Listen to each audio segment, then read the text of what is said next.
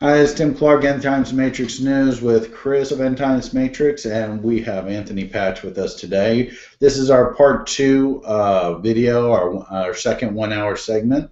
This is the part that we teased. This is the part dealing with CERN and issues related to DNA that nobody has been covering on the internet related to CERN. So this is some interesting stuff that will blow the minds of many people as we go down the rabbit hole of reality and try to see where these New World Order types are trying to go to.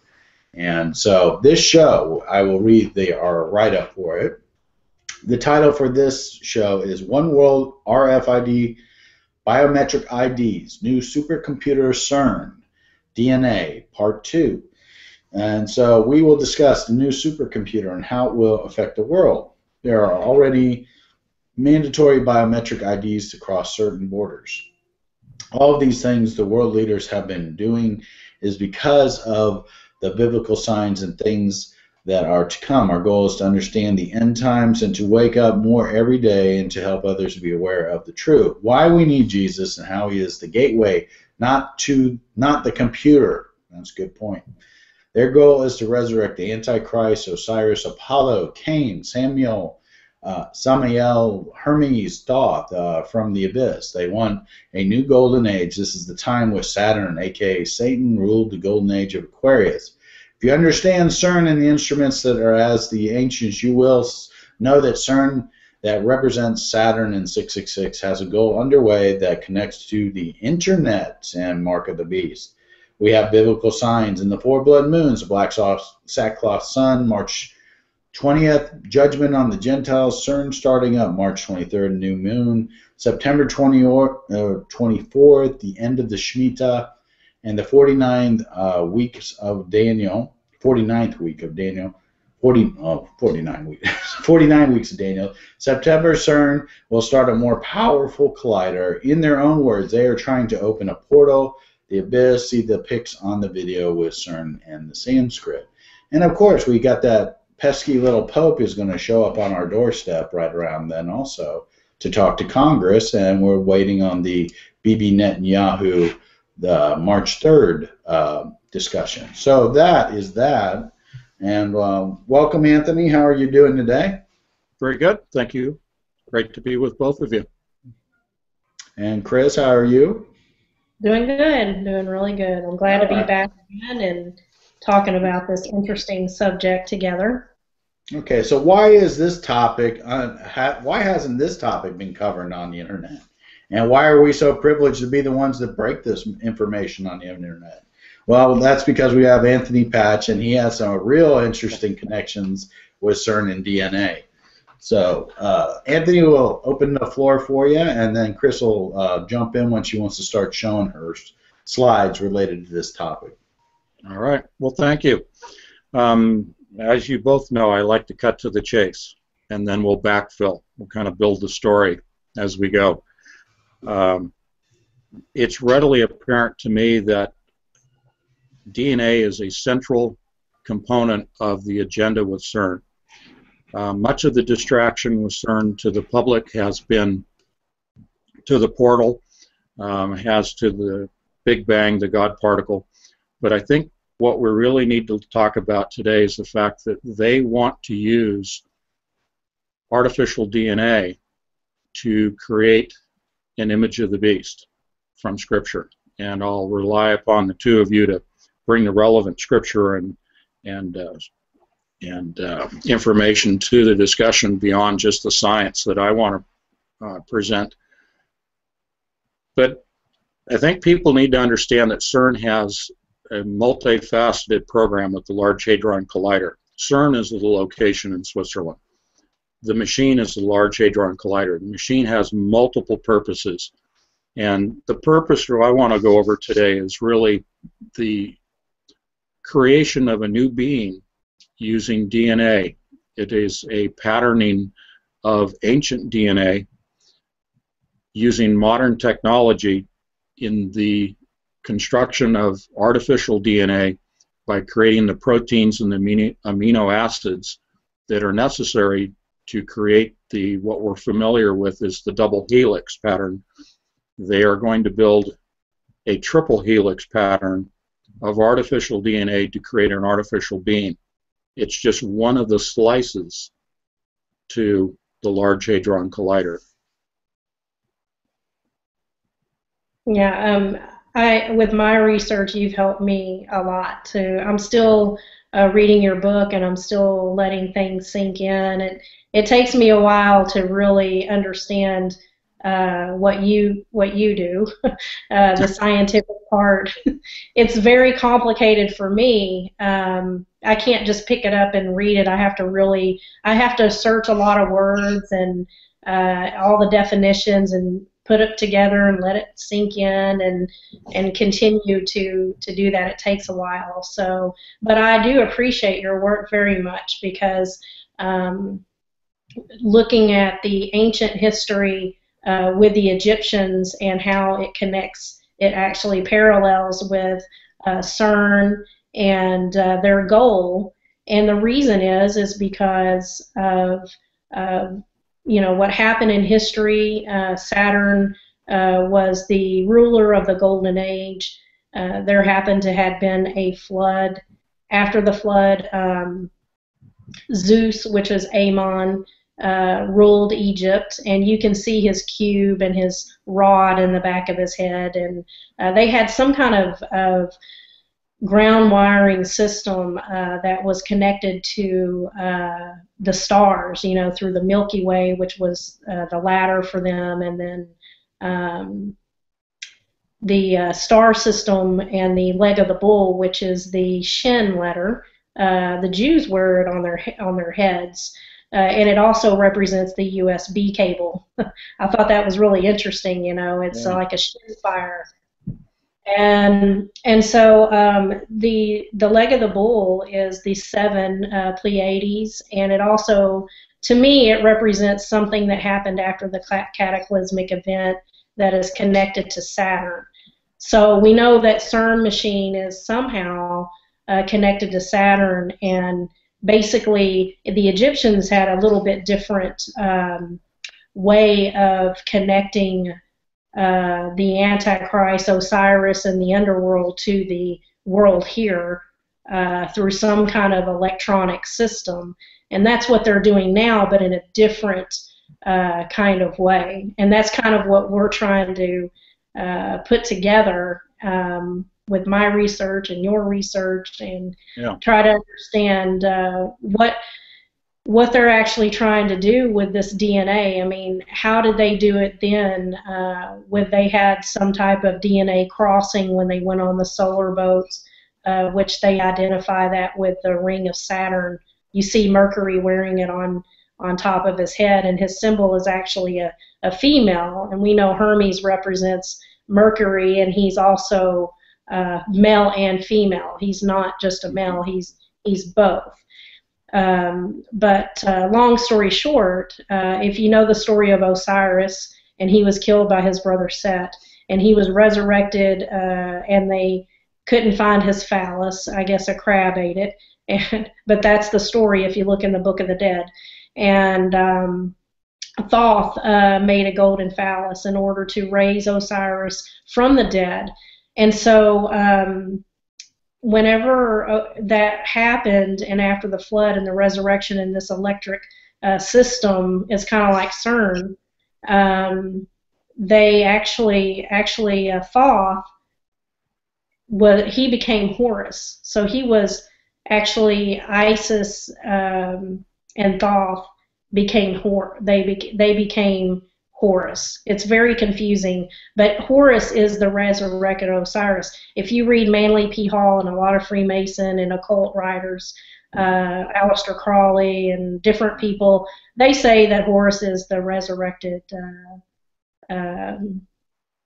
Antichrist. Mm-hmm. And so we don't know how he's going to be presented, because I guess the Antichrist wants to appear as Jesus Christ. He wants people to believe that he is God. And Hermes actually is identified with Quetzalcoatl and Buddha, and you can connect him to many faces and many different deities because he actually represents the Ka, which is a spirit. And I think you mentioned to me that the Pope was mentioning about a spirit particle that he wanted found. What did he actually say about that?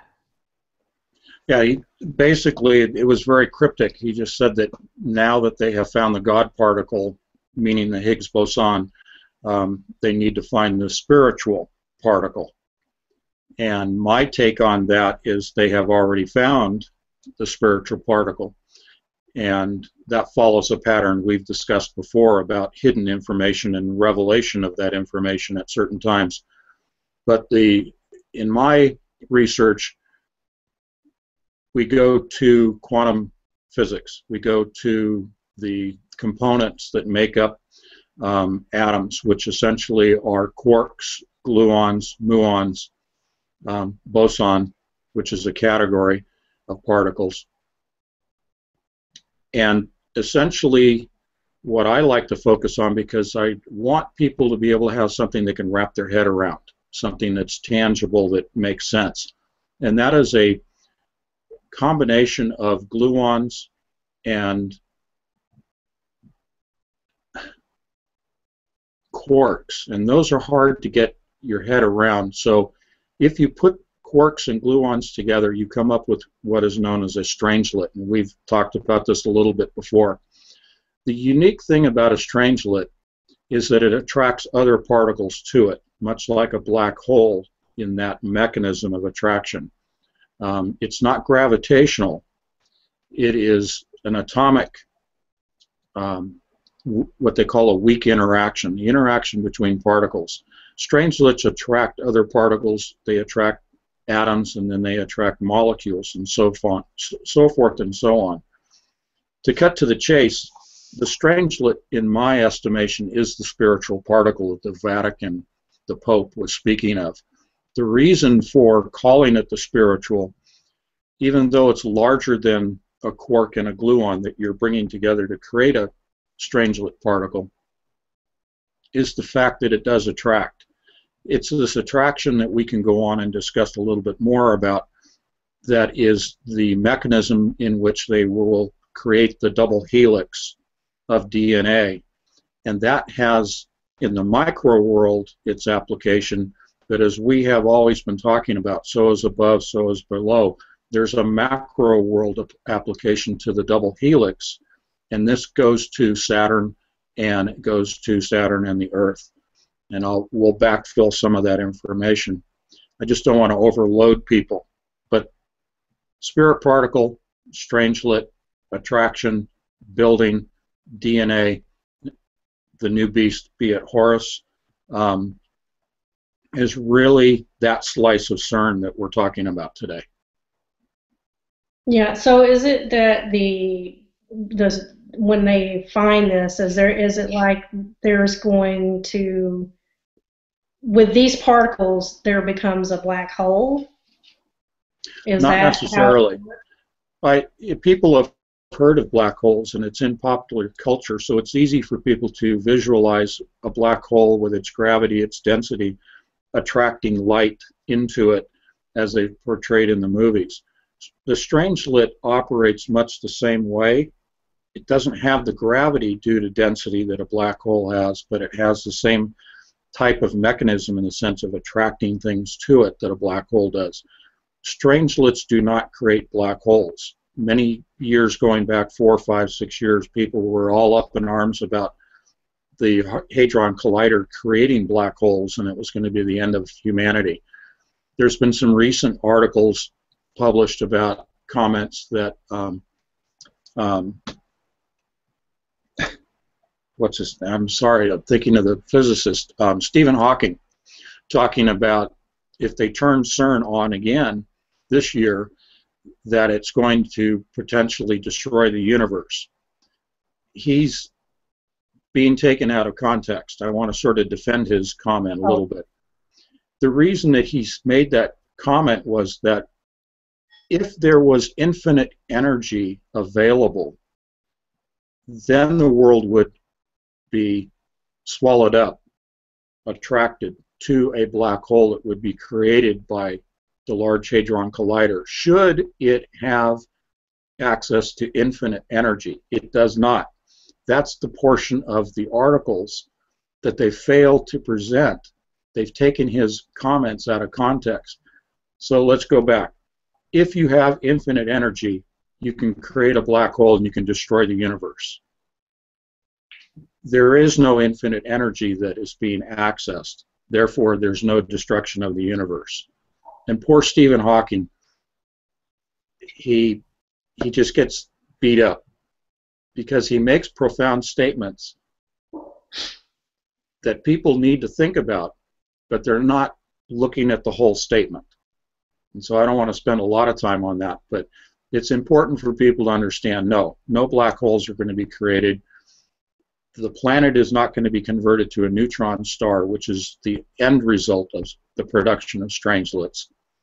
Strangelets in the near term, the immediate future, its application is for this process of constructing the double helix and then the triple helix of DNA. Okay. That makes a lot of more sense, you know. I think that you mentioned that before, actually, about the strangelets understanding between the two. So, you know, I can identify when the Vatican, on my level, but on the Vatican, when he says that, he's talking about the Ka. And in my opinion, you know, even on a vase, an old vase that was called the Ka vessel, it had the USB symbol on it from the 3000 something BC. It was very old, and it was around the time of Menes Namar, and so it connects with the resurrection of Osiris and the dead during that time too. And so I just find that real interesting, the connection with those symbols and with the Hebrew alphabet and their meanings, because they mean very deep things. That's why they wear them on their head and on their arm, and they wrap that leather strap around it. And they actually have one that has 4 prongs on it instead of 3. There's a shin, and there's the Zayin letter, which 8 = 7, and they want that added on, and they said that's for the new world to come. And so actually I'm wondering, is that what they're talking about? Does that match up with a particle that the Vatican is talking about, and that they're looking for to be able to make that connection? Because to me, I connect all of this with the supercomputer, with the energy and everything that they're trying to do with this new supercomputer system and the mark of the beast.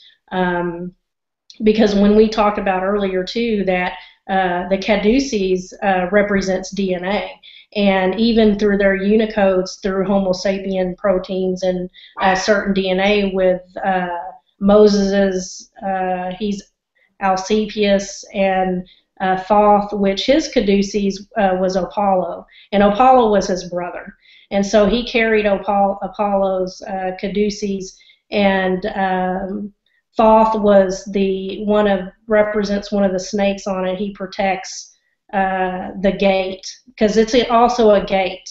It's the same thing that was in the Garden of Eden. It was the tree of consciousness, and that's what they want. They want your mind, and they want your consciousness to connect to the supercomputer, and for you to just obey and walk in the footsteps that they want you to, because they want this soul energy. Something that we don't really understand unless we look into it, unless God has us on that path to be able to look into these things to find out, is there a conspiracy here with this new world order, and with them wanting to take our brains, which actually is our soul and soul energy. And the Antichrist wants to be God, and he wants to rule the world as God. And the Bible says that these things are going to happen, that the Antichrist is going to come out of the abyss, and the angel is going to be given the key to the bottomless pit, and Wormwood is an angel that's going to be come down. We don't know exactly when that time is, but we do have a lot of things going on that we're watching right now. So, Yeah. you know, and I do have a lot of. Sure. Go ahead, Anthony. I think Tim wanted to jump in. I just had a question.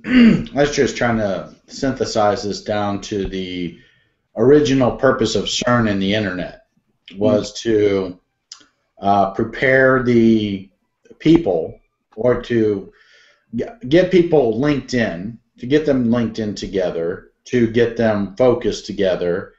But the DNA aspect of CERN is to basically work on the mark of the beast technology, I guess, at the DNA level. And so as we're transitioning now from Internet 1, it's just the only way I know it's something Sure. 4 and then something 5. I keep forgetting the acronyms here. So I say Internet 1 and 2. Yeah. Means that we're kicking off into the Mark of the Beast program, that they've accomplished their steps to reverse engineering DNA down to the strangelets that you call the spirit particle that the Vatican is linking into. Now, you made statements that the strangelet is the most explosive substance known to mankind. Is that true? Yes. And the fascination of the Illuminati or the Luciferians, I noticed just from pop culture, they love the fireworks, is one of their favorite examples of exploding. They like to bring the feminine together with the masculine, and right at the center where they touch, you get explosion. And so to them, creating is the explosion. And for strangelets to be the most explosive things, to me, makes sense that they would be fascinated with that. But to call it spirit that's interesting. I'm not really, of course, it fits with their alchemy, their alchemical kind of explosive thing.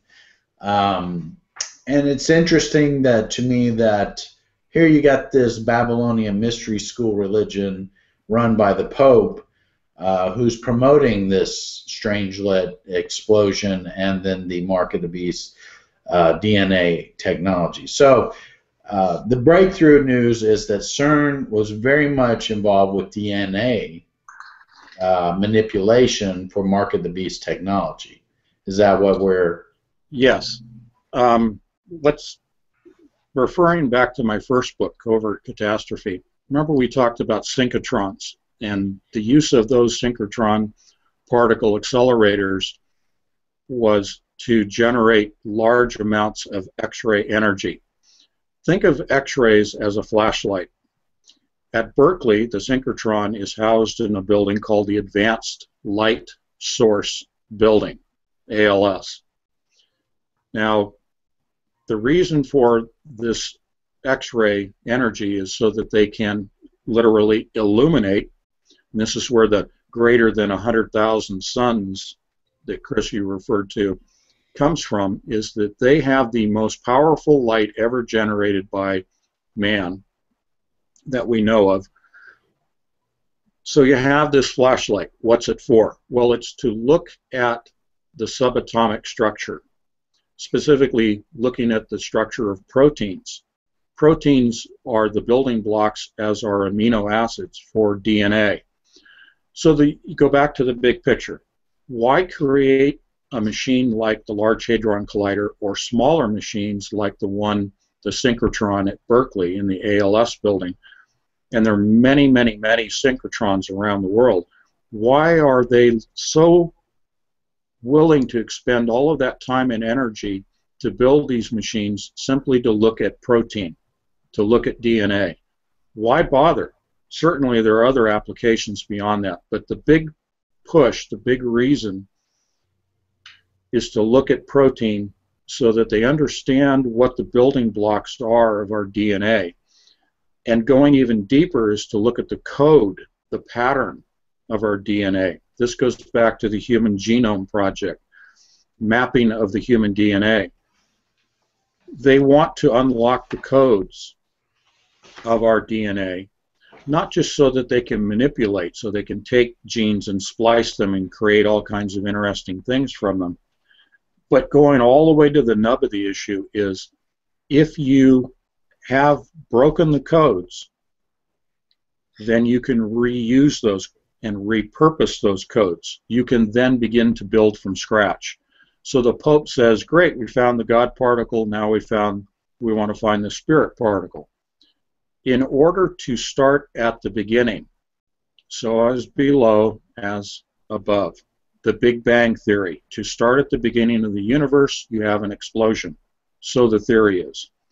If you start at the beginning of DNA, to build DNA, you have the codes, which are the patterns, but you have to have something at the beginning to spark the growth of the DNA into the helical pattern.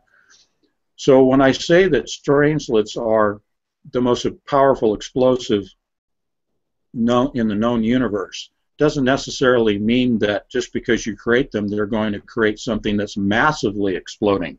You have to go to the quantum level and say, here is energy that is expanding rapidly in the form of an explosion at the quantum level. It's a very, very minute amount of energy when you're talking about a very small amount of strangelets. Let's just say it's a couple of pieces of strangelet material at the quantum level that provide the spark to life. And I'll stop there. Okay. I know we've thrown out a couple terms here.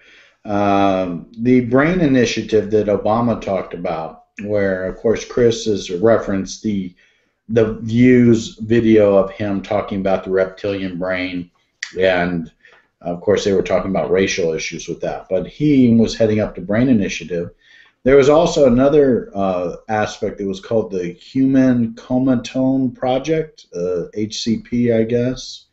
And these are all kind of connected with this CERN and this connection to these extended labs around the globe that the internet was set up to hook up to do this genetic research. It's interesting. So much information is coming from these CERN projects that they have, that it's shot to these extending laboratories to break down the data that they're tasked to analyze, and right. Then they shoot it back to CERN once it's synthesized, I guess. Mm-hmm. Right. So they're at a point, though, going from Internet 1 to 2, then basically, that they're done with what they had tasked to do. In the past 15 years that you've been studying CERN, they're mm-hmm. done now. They're done with that previous experimentation. And so now they're moving into the next phase, which is this takeover, I guess, of what would you call what we're entering into? We're going into the building phase. We can set aside the portal discussion. That's a whole other part of it that we've covered before. But in terms of creating the image of the beast spoken of in Scripture, that's where we're at. We're at the starting point where they're going to turn the key this year. They're going to generate the strangelets that they need in sufficient quantities to create this process of building the DNA. Okay. So, all right, we're going into the building phase of the beast. Now, I've seen through the movies that we've talked about, Transcendence, the holograms, using the holograms and the supercomputers, these adiabatic computers or quantum computers, and these holograms. The image and holograms, I mean, this is a big part of your second book, Diamonds, where we have a lot of hologram stuff that's infused in that book. And your companion novel, the little 43-page companion, gives the science behind what the storyline is in the book itself. So the image that's going to be worship, we talked about idol worship, the 10 Commandments, the first couple commandments. Thou shalt have no other God before you, and thou shalt not worship graven images, which is just, accidentally removed from the 10 Commandments of the Catholic Church, but they forgot that one somewhere.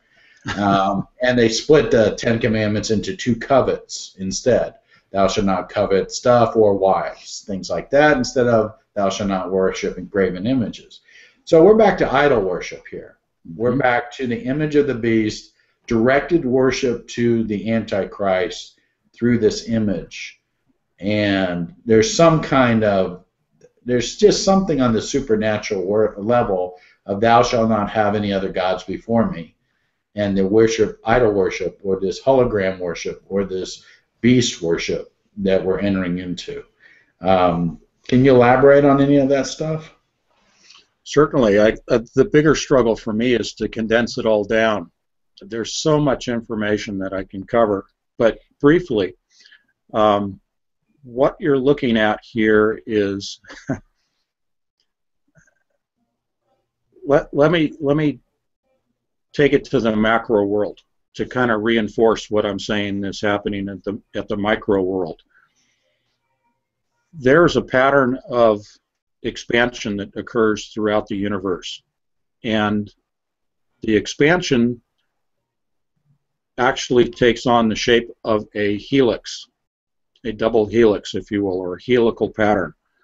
The particles that we see expanding in the universe from the time of the Big Bang are expanded out to a point where we can't really put our finger on or measure the actual shape of the universe.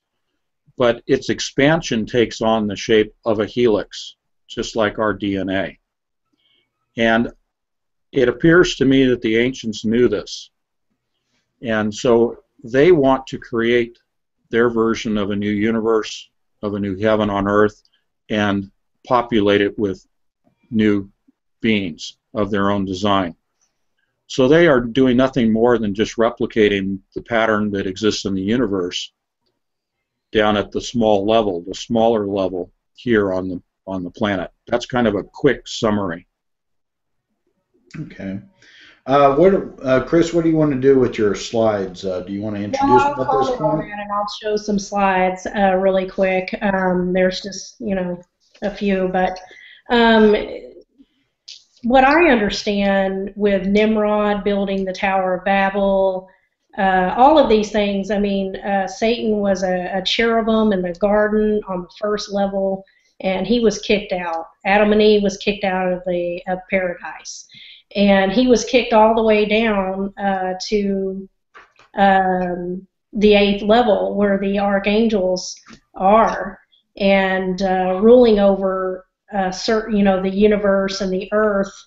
And they want to get back to the Garden of Eden. That's what they want to build, these building blocks. They want paradise, and they want to get back to the golden age and back to this paradise. But they also they want to sin while they're there too. And you can't have both. I mean, they want immortality, and they want the Garden of Eden. They want it all, and they want to control it and to be God. And they want people to worship them, just like Adam and Eve. Satan wanted them to bow down to him, and they did. And they took on certain DNA, and they were put down in this 10th level, the sphere of Earth. And that's what this is all about too. I think that Tim touched on the holographic images and the mind and those things. But Satan wants us to put on his mind. He wants us to be tricked. He's the trickster. He wants us to believe what he wants us to believe, and he has had this plan for so long. Since ancient history, he's always wanted to be released from the pit so he could reign and rule the earth. And he's going to have a little time, and God is going to use that, towards the people that don't accept Christ, and people that, I believe in the Lord, and I know that He has a plan. No matter what, He wants us to put all of our trust in Him. But those are just my thoughts on this whole thing. With the supercomputer and the connections with the USB and the symbolism of the Shin. The Aleph is also the Shin. These letters in ancient history if you study them. I'll show a picture of them too. Why don't I get that if anybody wants to comment while I'm doing that? Okay. Yeah, let me jump back to the hologram because I didn't really finish your question there, Tim. Okay. The holograms, most people will have experienced them as projections of light onto buildings or screens or out in the center of a room or on a stage. The hologram that I'm speaking of and that I wrote about in my book are solid. These are three-dimensional. These are, in the book, I take liberty and say that they're constructed of nanodiamonds that are grown from nanoseeds of carbon, C60 carbon, and therefore the holograms in the book are made of diamond. Part of that is because diamonds in the real world can take on digital information using lasers. You can take a laser that is pulsed with digital information that is then directed at a crystal of diamond, and that digital information will be embedded or imparted into the diamond crystal, and that data will remain stable for the life of the diamond. So essentially that data becomes immortal. Wow. So I have used diamonds as a construct to build holographic structures in the book, but also in the book there is a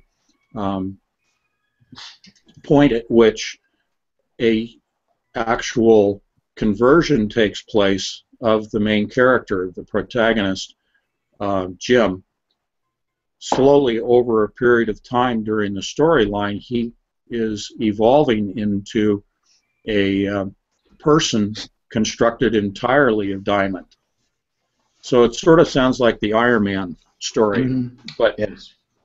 The point of all of this is the holographic image of the beast that will be created at CERN doesn't necessarily have to be comprised of diamonds per se, although it will be of carbon because that is what we are primarily made of. C60 carbon in the form of fullerenes or buckyballs will be used in constructing the false DNA. You will, in the end of what I'm bringing to you here, is you have a solid person that is a holographic person, not because there's a light of laser being projected to create this image, but this is so that it's something that people can understand, again, wrap their heads around. When I call it holographic, I'm calling it holographic for the purpose that it is an artificial representation of a person created by using a laser to initially create the DNA, and then the DNA takes over and begins to grow into this solid person. But it doesn't require a laser or a computer to continue generating this image of the beast. It'll be a self-sustaining standalone. Go ahead.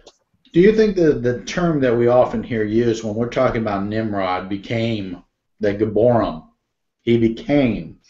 He was human, but he became. Is this you're kind of talking similar here? Exactly. That's exactly what I'm talking about. Wow, that's just fascinating. That's unreal. Another just side conspiracy here that attaches to this one that, of course, I've covered in many radio shows was the Shroud of Turin and the obsession with the Catholic Church with it, and Hitler, the Nazis with the power relics and stuff like that. Blood samples are speculated. Dr. Joy's research, she speculates Antichrist, similar Blood of Turin, Shroud of Turin, something like that.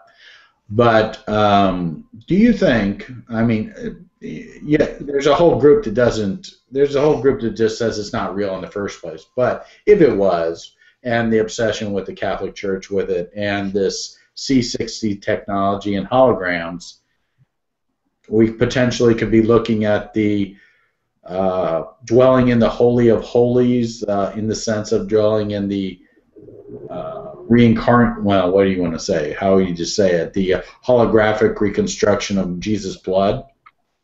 The incarnation. Incarnation. There we go.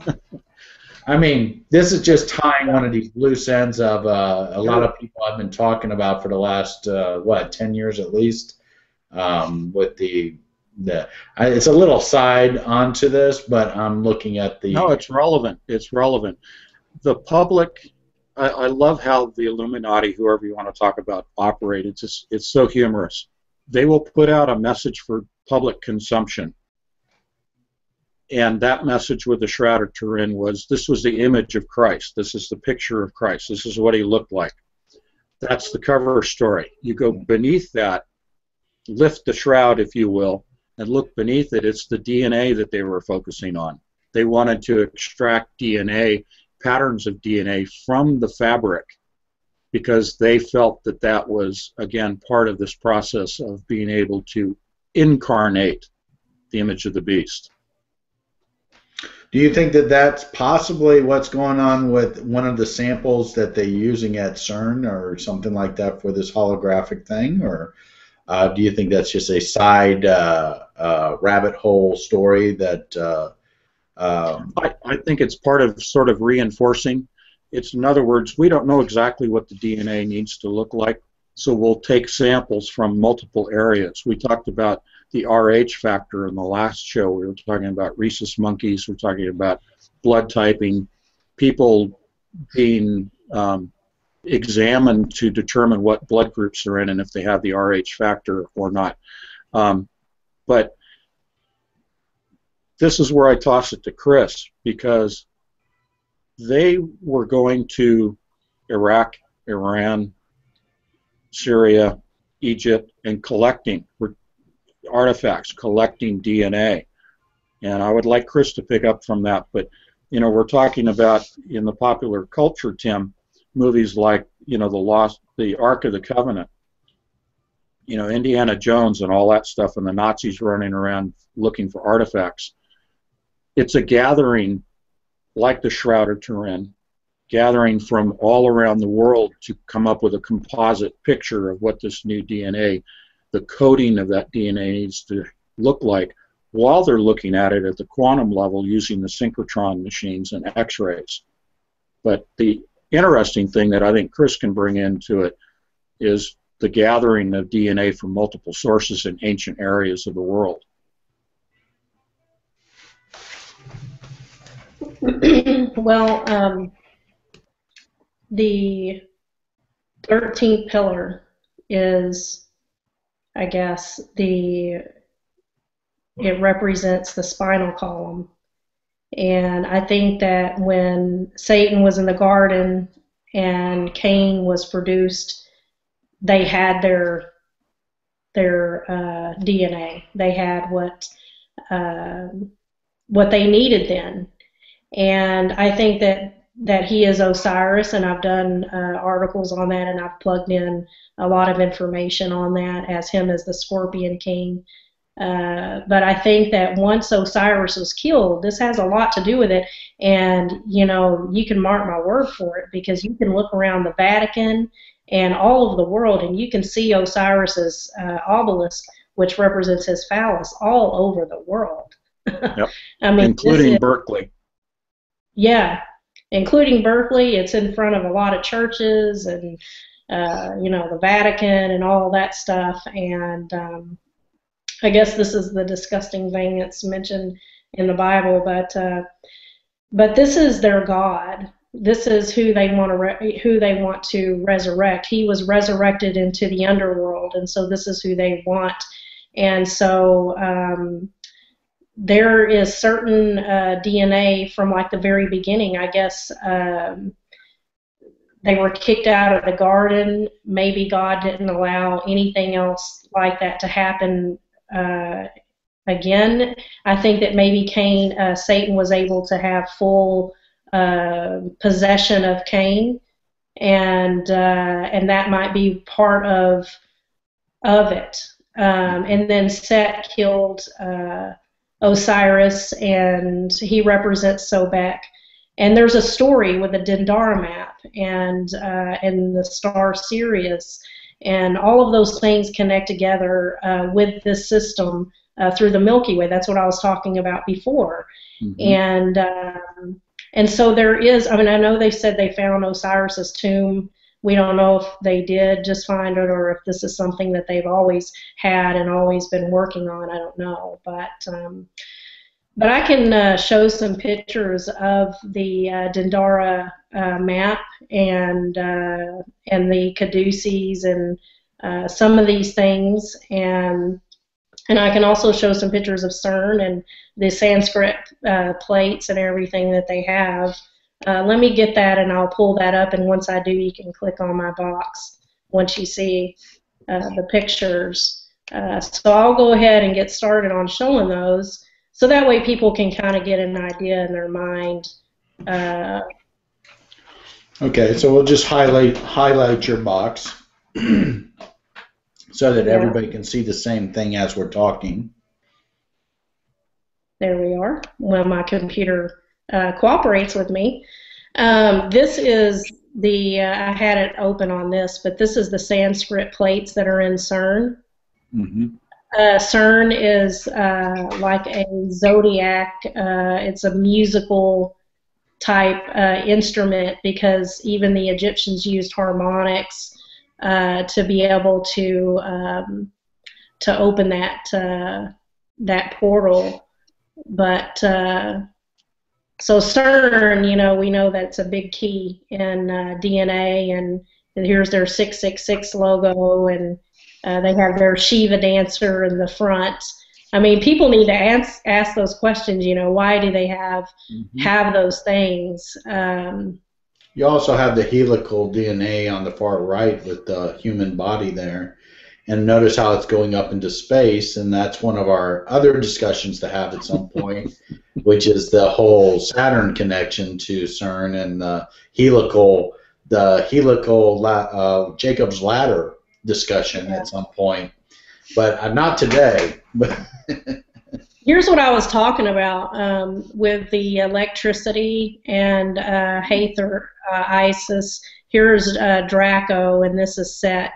At some point, he becomes on her back, but Set is her counterpart, and all of these represents Osiris, the alligator, the Sphinx, Horus, and here's Osiris and the leg of the bull. And the Pleiades is here at some point, and we see the Pleiades here, which is the leg of the bull that represents Set. And here's the Kabbalah.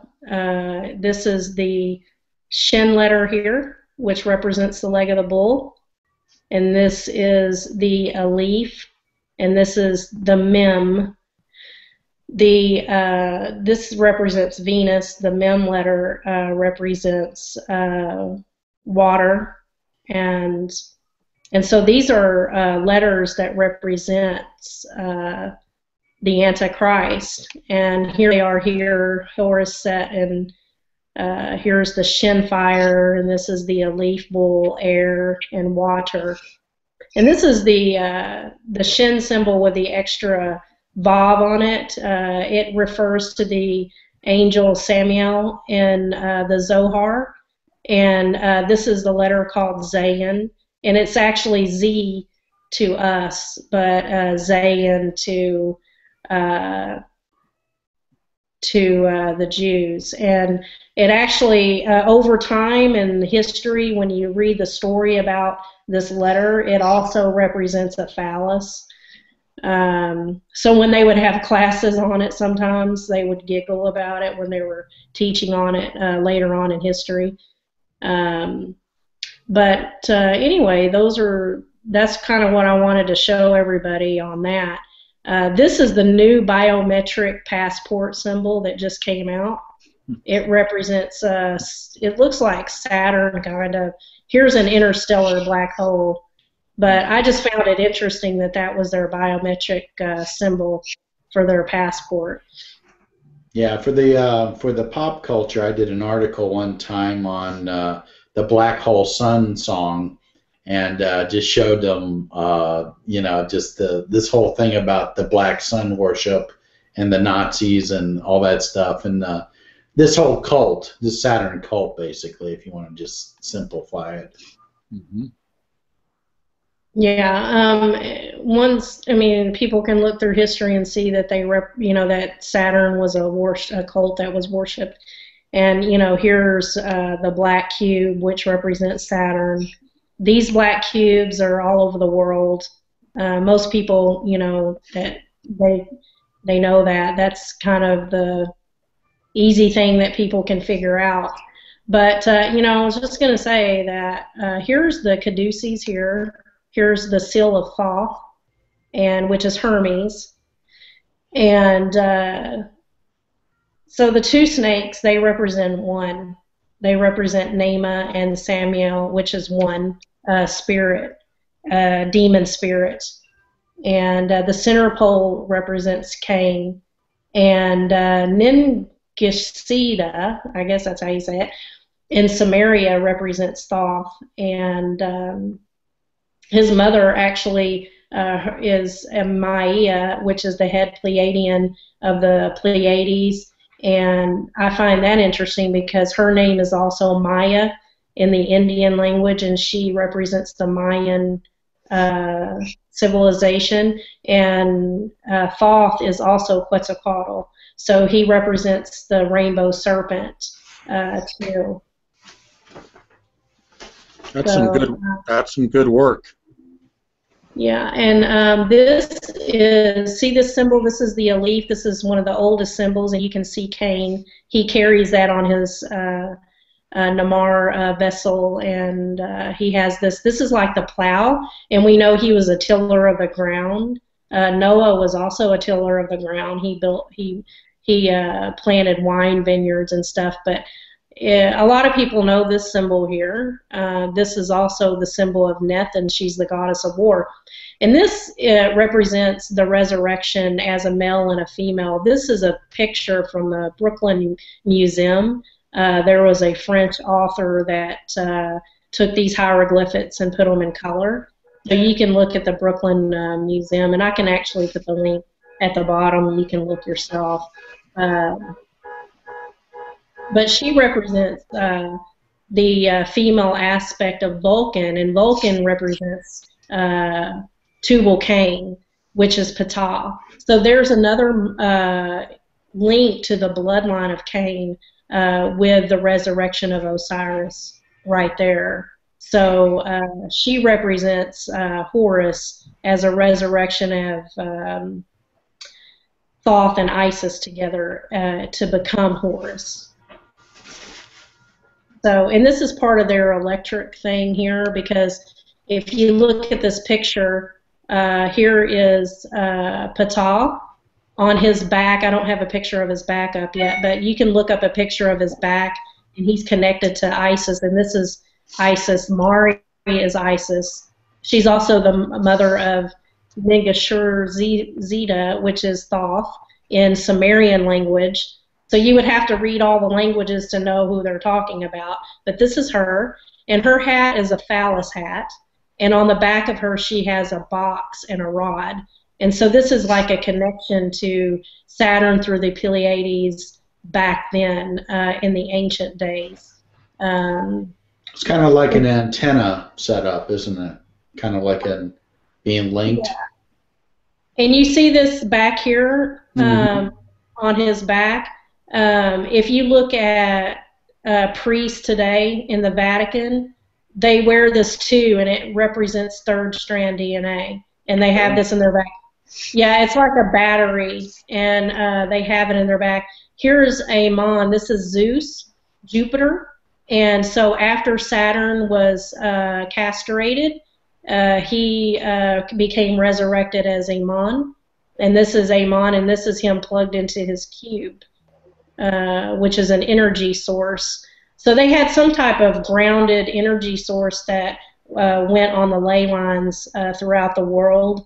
Some type of connection. I know Anthony explained that before with the as above, so below, and the electrons. But the word for this leg of the bull is Kopesh in Egypt.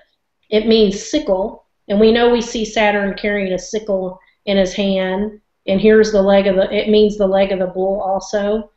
It's the Hebrew letter Shin, which the Jews wear on their head, and it represents the Pleiades, which is Ursa Major. And in Hindu, it means shining ones. So they actually call them the seven thrones.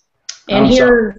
Okay, I was just remembering news today that I heard that they're going to be doing head transplants on new bodies, and you had the sickle there, and you had the little box was sitting there. I don't know what plexus it would be, but that seems to be sitting on the C7 T1 type of junction.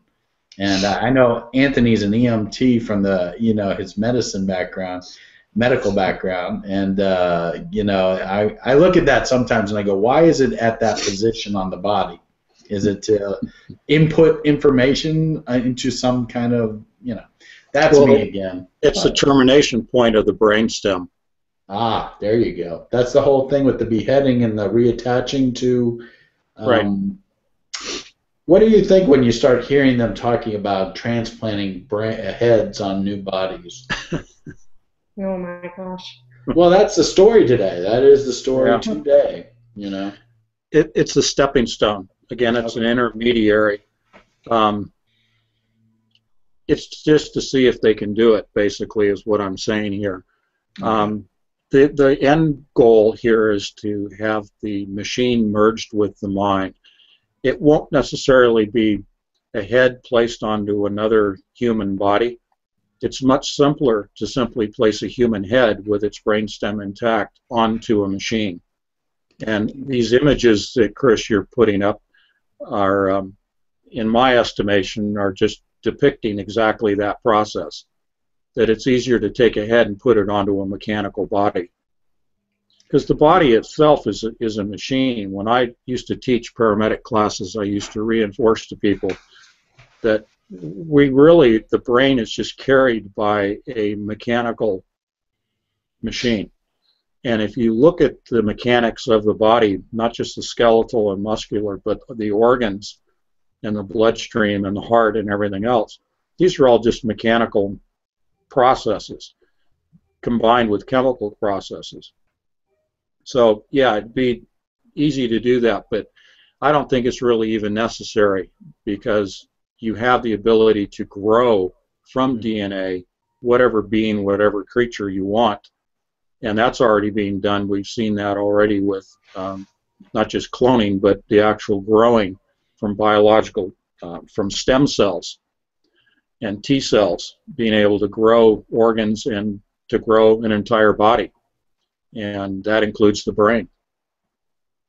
Well, that's interesting. It makes me think about Islam, the radical ones that cut off people's heads, and then they, in Obamacare, they had the Section E978 with the guillotines, and I wonder, are they, is there a reason that they want to cut our heads off, or what?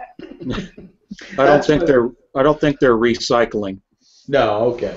They don't want your head. So, going back to the DNA and CERN, is there anything that we missed that we need to address to? Well, you brought up frequencies. And Chris, you brought up the musical instrument, CERN being a musical instrument, and looking at the Sanskrit plates. And I think most people understand the concept of frequencies, that matter is really a lower form or a lower frequency.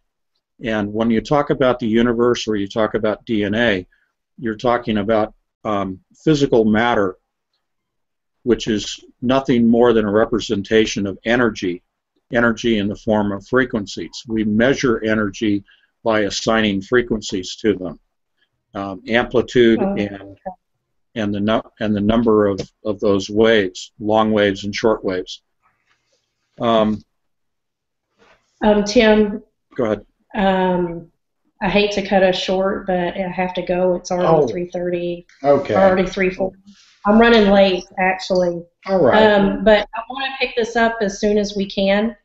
Thank you, everybody, for watching. I really appreciate it. I'll respond to any of your comments, or Tim will. And sorry to cut us off short here, but we'll definitely get together and be posting. I'll post a link to when we're going to get together soon next time on this subject. Sure. Okay, well, thank you, Chris. All right, Thanks for having us today. All right, have a good day. Okay, bye-bye.